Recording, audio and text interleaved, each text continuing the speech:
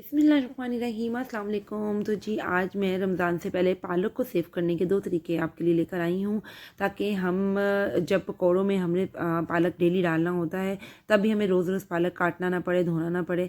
और ना ही हमने अगर इसको सालन पकाना होता है, जैसे हमने मटन पालक बनाना होता है या पालक चिकन या कोफ्ते पालक, तो पहले तो हमें ये टेंशन हो जाती है कि इतना ज़्यादा पालक लेके उसे काटना, धोना, उसके अंदर मट्टी वगैरह साफ़ करनी और फिर उसे गलाना वगैरह कितना लंबा मुश्किल काम हो जाता है। इसलिए आपको मैं एक ऐसा तरीका लेकर आई हूँ कि हम इसमें इसका हाफ़ काम जो है ना हम पहले ही डन करके रखेंगे, ताकि हमें जब भी पालक को यूज़ करना हो हमें कोई टेंशन ना हो।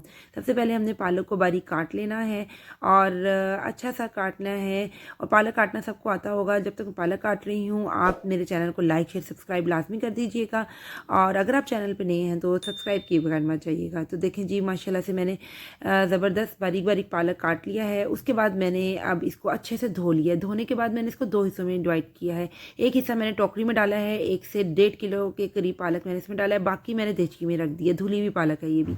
अच्छा सा आपने धोना है, बस इसमें रेत नहीं होना चाहिए। फिर आपने इसको चूल्हे पे रख देना है और इसे अपने ही पानी में गलाना है, हमने इसमें कोई पानी नहीं डालना। और जो दूसरी तरफ मैंने 1 से 1.5 किलो के करीब पालक मैंने रखी थी, उसको मैंने टोकरी में आधे घंटे तक डाल के रख दिया था, ताकि इसका पानी वगैरह सारा निकल जाए। उसके बाद मैंने इसे जिपलॉक बैग में डाल दिया है, ताकि हमने रमज़ान में जब भी पकौड़े बनाने हो हम इसे निकालें और आराम से हम इसे यूज़ कर सकें। कैसा लगा आपको ये तरीका? अच्छा जी, अब जो दूसरी तरफ मैं पालक को पका रही हूँ उसके अंदर जी हमने कसूरी मेथी डालनी है। 4 से 5 टेबल स्पून आपने कसूरी मेथी लेनी है। उसे थोड़े से पानी में भिगो के रख देना है, ताकि उसके अंदर जो रेत रूत होती है वो नीचे बैठ जाए। और फिर आपने इसको छान लेना है, ठीक है जी।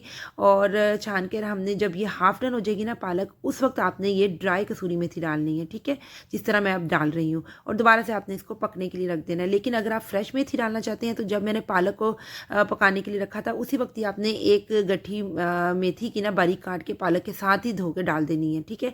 उसके बाद जब ये गल जाएगा, तो अब यहाँ पे तकरीबन ये गल गया है, तो इसके मैंने फ्लेम ऑफ कर दिया और इसे ठंडा होने दिया। जब ये ठंडा हो गया तो फिर मैंने इसको जी ग्राइंड किया है। आपने भी इस तरीके से सारे पालक को ग्राइंड कर लेना है, और क्योंकि इस तरह ये बहुत ईजी रहता है। ये देखें, अच्छा ग्राइंड करने के बाद मैं इसे कच्चा फ्रीज़ नहीं करूँगी। मैं आपने एक देचकी में ऑयल डालना है, 1/4 कप थोड़ी सी आपने दालचीनी पाउडर डालनी है, ठीक है जी। उसको 1-2 मिनट कड़कड़ाएंगे, फिर हमने जो पालक ग्राइंड करते रहेंगे, हम इसमें डालते रहेंगे ताकि पालक भुनता रहे।